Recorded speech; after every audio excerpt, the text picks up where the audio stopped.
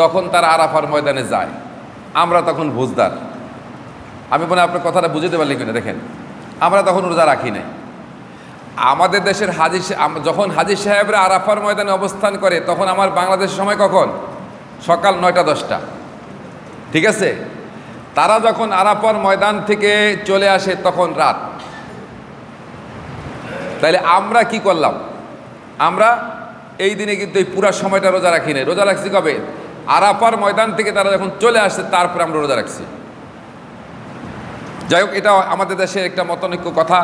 আমি বলবো আপনারা যদি পারেন তাইলে 2 দিনই রাখেন, তাইলে সবচেয়ে সমাধানটা হয়ে যাবে। কি বলেন?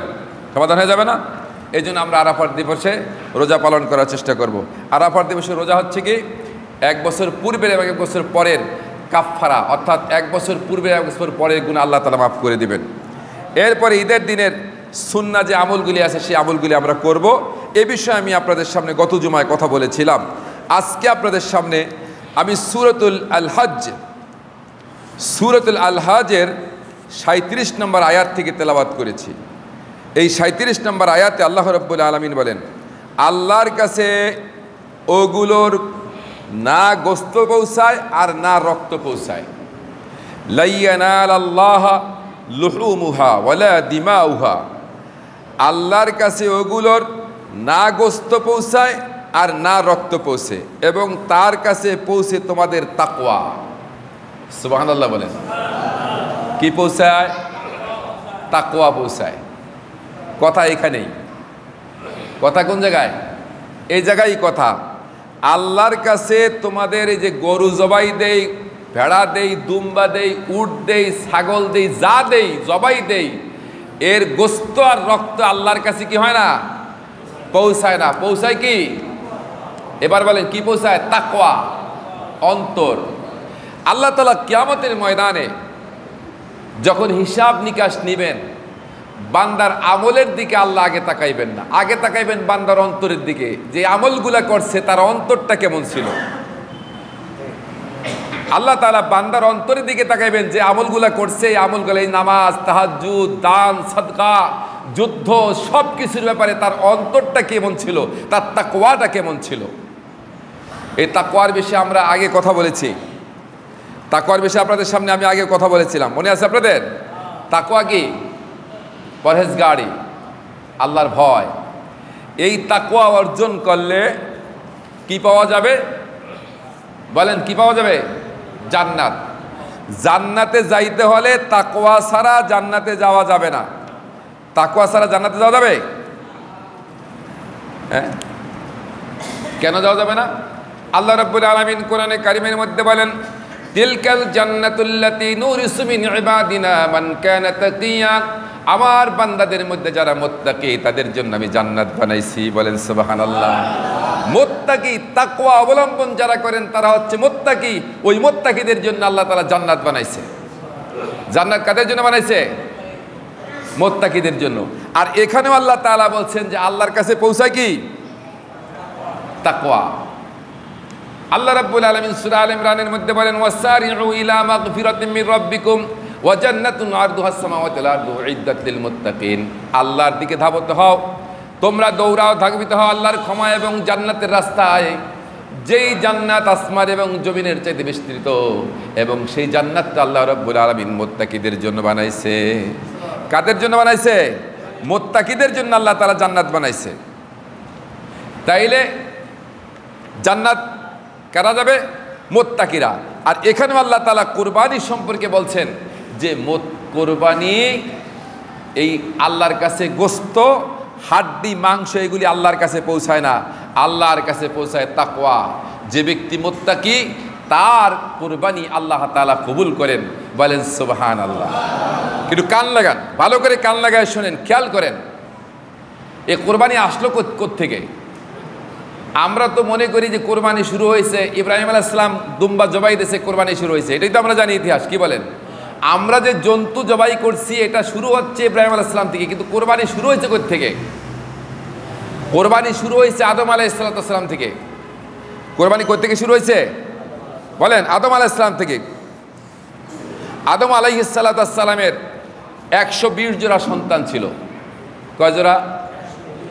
এই জোড়ার মেয়ের সাথে ওই জোড়ার ছেলের সাথে বিয়ে। শুনতেছেন? এই জোড়ার মেয়ে, এক জোড়ার মেয়ে আর এক জোড়ার ছেলে, একটা ছেলে একটা মেয়ে জন্ম হইতো। আদম এবং হাওয়া আলাইহিস সালামের জোড়ায় জোড়ায় সন্তান আসতো, 120 জোড়া সন্তান আসছে, তার মধ্যে একজন ছেলে একজন মেয়ে, প্রত্যেক জোড়ায় জোড়ায়। এই জোড়ার ছেলের সাথে আর এক জোড়ার মেয়ের সাথে বিয়ে। হাবিল এবং কাবিল দুই ভাই। এই হাবিলের সঙ্গে যেই মেয়েটার জন্ম হয়েছে সে ছিল একটু কালো, আর কাবিলের সাথে যে মেয়েটার জন্ম হয়েছে সে হচ্ছে সুন্দরী। আপনারা বলেন এখন হাবিল কোনটা পাবে? কথা বোঝেন নেই মনে হয়? হাবিল পাবে সুন্দরীটা পাবে না নাকি? যেহেতু কাবিলের সাথে আসছে নাকি? এখন হাবিল আল্লাহর বিধান মেনে নিছে, আদম আলাইহিসসালামের শরীয়তের বিধান মেনে নিছে। প্রত্যেক জাতির জন্য শরীয়তের বিধান আছে সে যুগের আম্বিয়া আলাইহিসসালাম। আদম আলাইহিসসালামের শরীয়তের বিধান হচ্ছে যে হাবিলের সাথে যেই মেয়েটা আসছে সেটা কাবিল পাবে, আর কাবিলের সাথে যেই মেয়েটা আছে হাবিল পাবে। আদম আলাইহিসসালামের সন্তান হাবিল আদম আলাইহিসসালামের শরীয়তের বিধান মেনে নিল, কিন্তু কাবিল আর মানল না। কাবিল কি করলো না? যদি নবীদের শরীয়তের বিধান না মানে সে ব্যক্তি মুত্তাকি থাকতে পারে? কথা বলেন, সে কি মুত্তাকি থাকতে পারে? সে মুত্তাকি না। এই জন্য হাবিল আর কাবিল যখন দ্বন্দ্ব লাগলো, কাবিল বললেন যে আমি যাকে পাইছি, আল্লাহ আমার সাথে যাকে পাঠাইছে আমি তাকেই পাবো। ঘোষণা হলো তোমরা দুজনে কোরবানি করো। কোরবানি কি হয়ে গেল? শুরু হয়ে গেল। তোমরা দুজনে কোরবানি করো। এই কোরবানি যার কোরবানি আল্লাহ রাব্বুল আলামিন কবুল করবে তিনি ওই সুন্দরী নমিনীকে পাবে। এই ঘোষণা মোতাবেক হাবিল বকরি চালাইতো, দুম্বা চালাইতো। হাবিল একটা দুম্বা জবাই করে মরুভূমির মধ্যে রেখে আসছে। কাবিল কৃষিকাজ করতো, কৃষিখাদ্য দ্রব্য সে ওই মরুভূমির মধ্যে রেখে আসছে। আল্লাহ রাব্বুল আলামিনের বিধান যিনি পালন করছেন তিনি হচ্ছে মুত্তাকিন। আর এই জন্য আল্লাহ রাব্বুল আলামিন হাবিলের কোরবানি কবুল করলো। হাবিলের কোরবানি কবুল করে ওই দুম্বাটাকে জলসিয়ে দিল। আল্লাহ তাআলা তার কোরবানি কবুল করলো। কাবিল ক্ষিপ্ত হয়ে গেল। কাবিল কি হলো? আমাদের দেশে তো ওইখান থেকে শুরু হয়ে গেছে একজনের বিরুদ্ধে ক্ষিপ্ত হওয়া। ন্যায়টাকে না মানলে কি হয়? উল্টা আরও ক্ষিপ্ত হয়। আছে না নাই? হ্যাঁ, ভালো কথা যদি বলে তাইলে সে তার প্রতি অ্যাকশন নিতে শুরু করে। দেখবেন আপনি ভালো বুঝাইতে গেছেন, সে অবশ্যই অ্যাকশন নেবে। কাবিল বলেন আমার কোরবানি কেন কবুল হলো না? হাবিল আল্লাহর পক্ষ থেকে জবাব দিলেন, ক্বালা ইন্নামা ইয়াতাকাব্বালুল্লাহু মিনাল মুত্তাকিন। সূরা মায়েদার 27 নম্বর আয়াতে আল্লাহ রাব্বুল আলামিন বলেন, সূরা মায়েদার 27 নম্বর আয়াতের শেষ অংশে আল্লাহ বলেন, ক্বালা ইন্নামা ইয়াতাকাব্বালুল্লাহু মিনাল মুত্তাকিন। আল্লাহ তাআলা কেবল মুত্তাকিদের কোরবানি কবুল করেন, মুত্তাকিদের ছাড়া কারো কোরবানি আল্লাহ কবুল করেন না। আল্লাহ কার কোরবানি কবুল করে? পাইছেন? আপনারা কি আমার কথা শুনতেছেন, বুঝতেছেন তো? তাহলে কোরবানি কবুল হওয়ার জন্য শর্ত কি? মুত্তাকি হওয়া। নামাজ কবুল হওয়ার জন্য শর্ত কি? মুত্তাকি হওয়া। আর হজ করে, যাকাত দেন, দান করেন, সদকা করেন, যত ইবাদত বন্দিগিরি করি না কেন সমস্ত ইবাদত বন্দিগিরির জন্য মুত্তাকি হতে হবে। মুত্তাকি ছাড়া আল্লাহ কবুল করবেন না। এখন কোরবানি করতে যায় মুত্তাকি গরু কিনতে গিয়া জোহরের নামাজ পড়তে পারে না, আসরের নামাজ পড়তে পারে না। কি এরকম মুত্তাকি আছে না নাই? আপনারা মানে আমার কথা বোঝেন নাই। গরু কিনতে গেছে, গরু দিবে কি? কোরবানি ওয়াজিব, অথচ তার ফরজ নামাজ ছুটে গেছে গিয়া। আর সে যদি কোরবানি করে, এই কোরবানি কি কবুল হবে? নামাজ পড়ে না, এক ওয়াক্ত সেই ব্যক্তি কোরবানি করতেছে, কোরবানি কবুল হবে? কি হবে? গোস্ত খাওয়া হবে। কি হবে বলেন? গোস্ত খাওয়া হবে। নামাজ এক ওয়াক্ত পড়ে না, কোরবানি করে, অথচ আল্লাহ রাব্বুল আলামিন বলেছেন ইন্না আ'তাইনাকাল কাউসার ফাসাল্লি লিরাব্বিকা ওয়ানহার। ফাসাল্লি লিরাব্বিকা ওয়ানহার। আগে নামাজ পড়েন, তারপরে কোরবানি করেন। আগে কি বলেন? আগে কি? নামাজ। অথচ মুসলমান নামাজ পড়ে না, কোরবানি করে। এগুলি ছিল না নাই? আপনারা কি গত বছরের কথা ভুলে গেছেন? হ্যাঁ, মানুষের টাকা পকেট মেরে কোরবানি করে, হাজার হাজার টাকার পাহাড় করছে, জনগণের টাকা মাইরা ঘুষ খায়া সেই টাকা দিয়ে কোরবানি করে। আর আল্লাহ তাআলা সেই কোরবানি দেব ধরছে। ওই কোরবানি দিয়েই শুরু হয়েছে বাংলাদেশের দুর্নীতি ধরা। আপনার মনে আছে, ভুলে গেছেন? ছাগল একটা ছাগলকে যে 15 লক্ষ টাকা দেয়া, হেয়াও কিন্তু যে ঘুষখোর হে না, তার ছেলে যদি 15 লক্ষ টাকা দা কোরবানি দেয়, তার ইনকামটা কি করে?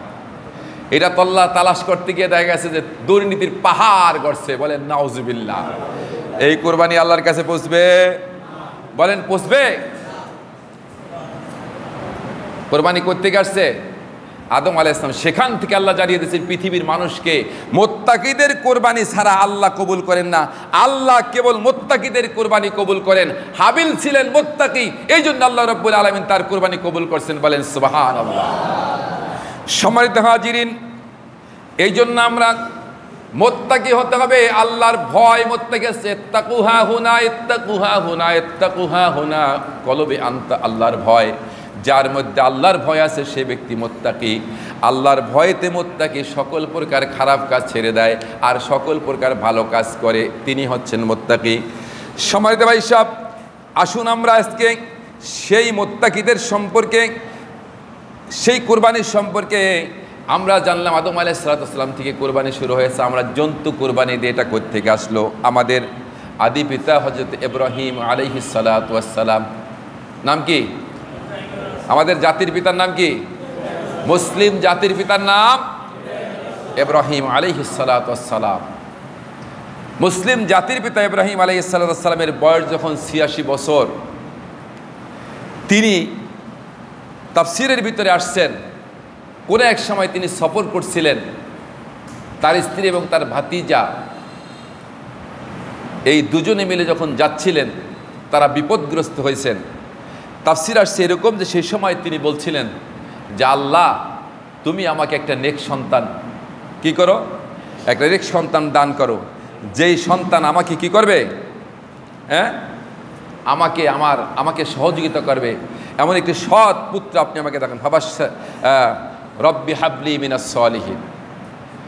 ইব্রাহিম আলাইহিস সালাম বলেন রব্বি হাবলি মিনাস সালিহিন, রব্বুল আলামিন আপনি আমাকে একটি নেক সন্তান দান করুন, সৎ পুত্র দান করুন। আল্লাহ রাব্বুল আলামিন বলেন ফাবাশশারনাহু বিগুলামিন হালিম, আমি তাকে একটি নেক সন্তানের সুসংবাদ দিয়ে দিলাম। বলেন সুবহানাল্লাহ। আল্লাহর কাছে চাইলেন, বয়স কত? 90 বছর আসছে, কোথাও বলছেন 90 বছর, আর গ্রহণযোগ্য অনেক তাফসীর আসছেন যে 86 বছর বয়সের সময় আল্লাহ তাআলা তাকে একটি নেক সন্তানের সুসংবাদ দিলেন। আল্লাহ রাব্বুল আলামিন সন্তান দিলেন। যত লোক পৃথিবীতে, যত আম্বিয়া আলাইহিস সালাতু ওয়াস সালামরা এসেছেন, যারা আল্লাহর প্রতি ঈমান এনেছে, লা ইলাহা ইল্লাল্লাহু মুহাম্মাদুর রাসূলুল্লাহ, লা ইলাহা ইল্লাল্লাহু ঈসা রুহুল্লাহ, লা ইলাহা ইল্লাল্লাহু মূসা কালিমুল্লাহ, এভাবে করে যারা নাকি যত ঈমানদার ঈমান আনছে এবং যত আম্বিয়া আলাইহিস সালাতু আমরা পৃথিবীতে আসছেন, সকলে যখন কালিমা পড়েছে লা ইলাহা ইল্লাল্লাহ বলার সঙ্গে সঙ্গে আল্লাহ তাআলা তাদেরকে পরীক্ষা করেছেন। কি করেছেন? অনেকগুলি পরীক্ষা ইব্রাহিম আলাইহিস সালামের জীবনে হয়েছে। সর্বশেষ এই বার্ধক্য পরীক্ষা হলো।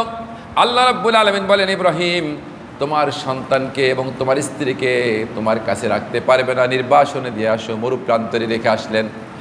ইব্রাহিম আলাইহিস সালাতু ওয়াস সালাম হাজেরাকে সহ ইসমাইলকে নিয়ে চলে গেলেন আজকের যেখানে কাবা, ওই কাবার চত্বরে সাফা এবং মারওয়া দুই পাহাড়ের কিনারে রেখে, সাফা পাহাড়ের কিনারে রেখে হাজেরা সেখানে আল্লাহ রাসূল ইব্রাহিম আলাইহিস সালাম তাকে রেখে আসলেন। তিনি যখন চলে আসবেন, কোনো কথা বলছেন না। হাজেরা বলতেছে, স্বামী হে, আপনি কেন আমাদেরকে এখানে রেখে যাচ্ছেন? এখানে খাবার নাই, পানি নাই, জনমানবহীন জায়গা, কেন রেখে যাচ্ছেন? কোনো জবাব নাই। হাজেরা বলতেছে, স্বামী হে, আপনি যে আমাকে এখানে রেখে যাচ্ছেন, এটা কি আল্লাহর নির্দেশ কিনা? এটা কি আল্লাহর নির্দেশ? আপনি আমাকে রেখে যাচ্ছেন, কোনো জবাব দিচ্ছেন না, এটা কি আল্লাহর নির্দেশ? ইব্রাহিম আলাইহিস সালাম মাথা নাড়লেন, আল্লাহর নির্দেশ। হাজেরা বলেন, স্বামী, আমার আল্লাহ রাব্বুল আলামিন যদি এখানে আমাকে রেখে যাচ্ছেন, তাহলে আমার ইতমিনান হয়েছে, আমি বুঝতে পেরেছি এখানে আমি না খেয়ে থাকবো না, আমার খাবারের অভাব হবে না, পানির অভাব হবে না, আল্লাহ আমার সব ব্যবস্থা করবেন, আপনি কোনো চিন্তা করেন না। ইব্রাহিম আলাইহিস সালাম চলে আসলেন। হাজেরা সেখানে তার শিশু সন্তানকে নিয়ে সেখানে থাকতে লাগলেন। পানি নাই, খাদ্য নাই। দূর মরুভূমিতে দেখা যাচ্ছে, এ পাহাড় থেকে ও পাহাড়ে দেখা যাচ্ছে চিকচিক করে পানি। দৌড়ায়, বালি চিকচিক করে দৌড়ায় যায়, পানি নেই, আবার সন্তানকে কিছুতে নিয়ে যায় কিনা দৌড়ে আসে। এভাবে যখন দৌড়াচ্ছেন 7 বার পর্যন্ত দৌড়াইছে, আল্লাহ রাব্বুল আলামিন সেই হাজেরার আমলটি কবুল করেছেন এবং পৃথিবীতে কিয়ামত পর্যন্ত যত হাজিরা সেখানে হজ উমরা করবে ওইভাবে করে 7 বার করে ওয়াজিব হয়ে গেছে দৌড়ানো। বলেন সুবহানাল্লাহ। কয়বার? 7 বার দৌড়ায় হাজিরা। আপনারা যারা হজে গেছেন দেখবেন এখন তো সেই রকম মরুভূমি নাই, ছাদ করা, এসি করা, সেখানে এখন এসি, ঠান্ডা, এমনকি গাড়িও আছে। যারা হাঁটতে পারে না, দৌড়াইতে পারে না, তারা এই যে আপনার এই যে হুইল চেয়ারের মতো গাড়ি টিভি দিলে দৌড়াইতে থাকে, সেটা দিয়ে দৌড়ায়। এটা আছে একটা জায়গা। আবার এক জায়গায় মানুষ এমনি হাঁটে দৌড়াইতেছে, যাচ্ছে আসছে, এসি করা, কোনো গরম নাই, কোনো কষ্ট নাই, নীল বাতি জ্বালানো আছে, ওই পর্যন্ত দৌড় দিতে হবে, আর বাকিটা হাঁটলেও চলবে। সুবহানাল্লাহ, কিয়ামত পর্যন্ত চলবে। আল্লাহু আকবার। আল্লাহ রাব্বুল আলামিন এই ফেরেশতা বলতেছে, রাব্বুল আলামিন এই দৃশ্য দেখা যায় না, মা সন্তানের জন্য পানির জন্য দৌড়াদৌড়ি করছে, এই দৃশ্য সহ্য করতে পারছি না। আল্লাহ বলছে, জিবরাইল আমার ইসমাইলের পাওটা যেখানে লাগে ওইখানে একটা আঘাত করে পানির ফোয়ারা তুলে দাও। আঘাত হয়ে পানি ইসমাইলের পায়ের পদত আপনার পায়ের নিচ দিয়ে পানি উঠতে শুরু করছে। হাজেরা দৌড়ে আসছে, আয়েশা থেকে পানি ছুটছে। কি পানি যদি ঘর থেকে ওঠে দৌড়াবে না? পানির চরিত্র কি? নিচের দিকে যাওয়া। পানির চরিত্র নিচে দৌড়াচ্ছে পানি। হাজেরা পাথর দিচ্ছে আর আটকাতে চেষ্টা করছে, থাম, জাম জাম, জমা হ। সেইখান থেকে নাম হচ্ছে আবে জমজম। বলেন সুবহানাল্লাহ। নাম কি? আবে জমজম। খাইলে উপকার আছে না নাই?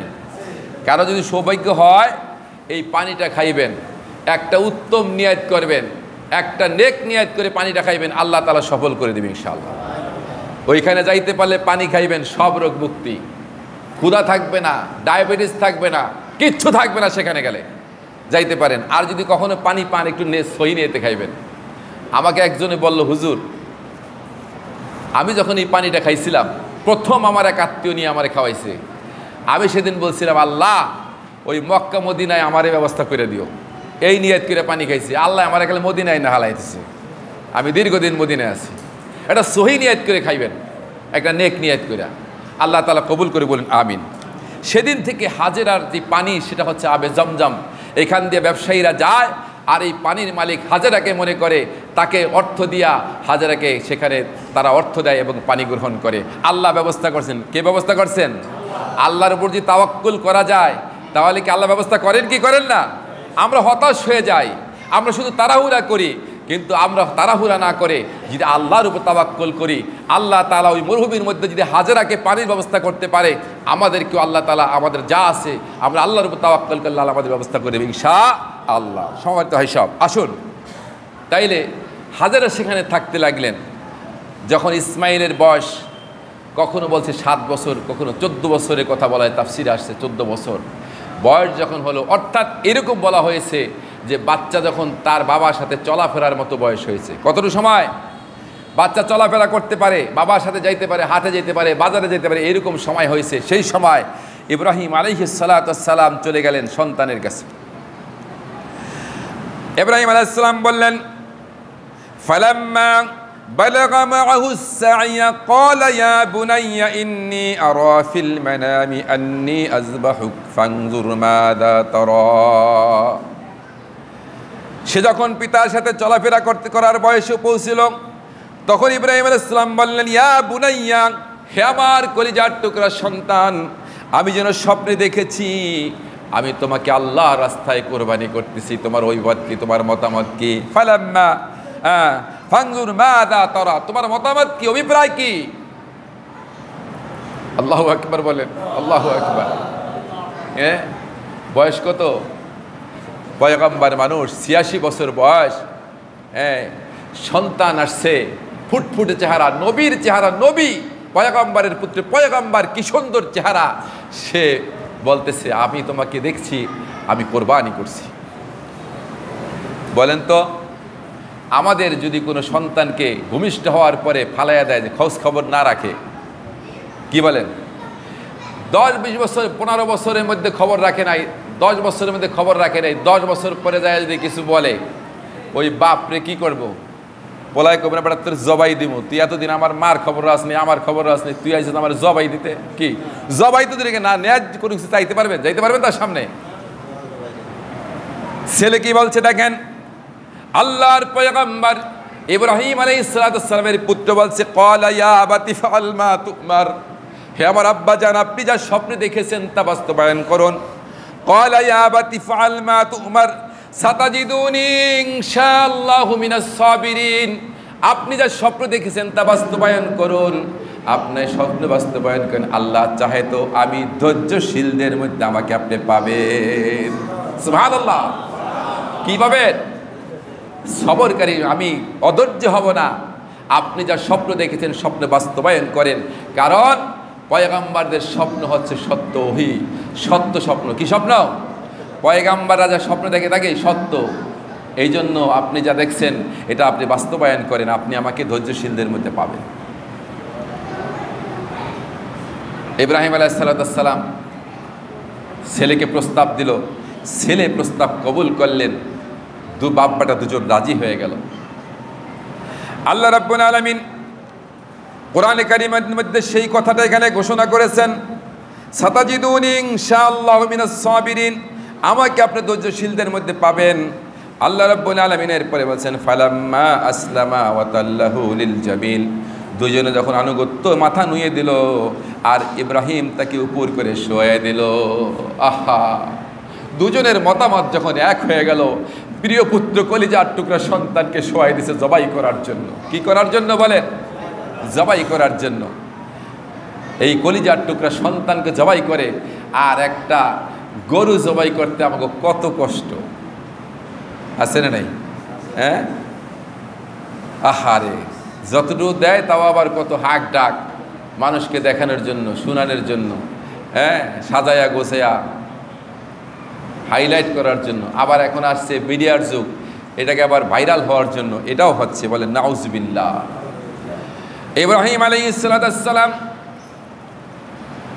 কলিজার টুকরা সন্তানকে জবাই করবেন, সামনের দিকে যদি জবাই করে ছেলের চেহারার দিকে তাকাইলে মায়া লেগে যেতে পারে, ছুরিটা শিথিল হয়ে যেতে পারে, জবাই নাও হতে পারে, মায়া লেগে যেতে পারে। এই জন্য বুট করে শোয়াই দিলেন। বুট করে শোয়াই দিয়ে যখন পৌঁছাচ্ছে, এর আগে একটি শর্ত ইসমাইল আলাইহিস সালাম দিয়েছেন, আব্বা জান আমাকে জবাই করার আগে আপনি শর্ত পালন করুন, আবার হাত পাও ভালো করে বেঁধে নেন। যদি আমার হাত পা জবাইয়ের যন্ত্রণায় ছটফট করে যদি আমার পাও আপনার গায়ে লেগে যায়, বেয়াদবি হয়ে যাবে। আমার জবাইয়ের পরে আমার রক্তমাখা জামা কাপড় নিয়ে আমার মায়ের কাছে দিয়ে বলবেন, কিয়ামতের ময়দানে সারা তোমার সন্তানের সাথে আর দেখা হবে না, জান্নাতের মধ্যে তোমার সন্তানের সাথে তোমার দেখা হয়ে যাবে। ইসমাইল আলাইহিস সালাম এভাবে যখন কথা বললেন, কিছুক্ষণ পরে বলছেন, আব্বা আমার হাত পাও ছেড়ে দেন, আমাকে বাঁধবেন না। আমাকে যদি আপনি হাত পাও বেঁধে জবাই করেন, ভবিষ্যতে প্রশ্ন উঠবে, ইসমাইল জবাই হইতে চায় নাই, হাত পাও বেঁধে জোর করে তাকে জবাই করা হয়েছে। সুবহানাল্লাহ। কি পরীক্ষা! বলছে, ছেলে বলতেছে, যদি আমাকে হাত পা বেঁধে জবাই করেন তাহলে মানুষ বলবে কি বলতো না, আজকে আমরা তো বলার জন্য ব্যস্ত, মানুষের ভুল ত্রুটি ধরার জন্য ব্যস্ত। আর ইসমাইলকে জবাইতে চাইছিল, জোর করে বেটারে বাইন্দা জবাই দিচ্ছে। বলেন কি ঠিক না? ঠিক। সে বলতে, আল্লাহ আব্বা আপনি আমাকে জবাই করবেন আমার হাত পা ছাড়া অবস্থায়। বাপ বেটা দুজন রাজি হয়ে গেল, বুট করে শোয়াই দিয়া। এরপরে যখন পোঁচাচ্ছে, গলা কাটে না। ইসমাইল বলছে, ইব্রাহিম আলাইহিস সালাম বলছে, ছুরি তোর হলোটা কি, কেন জবাই হচ্ছিস না? ছুরি কি বলছে? ছুরি বলতেছে, আমি দুনিয়ার সব কিছু কাটতে পারি, কিন্তু ইসমাইলের একটা পশমও কাটতে পারবো না। নিষেধ কার? নিষেধ কার? মাখলুকাত কথা শুনে কার? ইব্রাহিম আলাইহিস সালাম আগুনের মধ্যে পড়ছে, আগুন সব আগুন দাউ দাউ করে আগুনে ইব্রাহিমের শরীর পড়ছে না। আর নমরুদ বলতেছে, কেন আমার দুশমনটাকে পড়িস না? আগুন বলতেছে, আমার মধ্যে নেমে আয়, আমার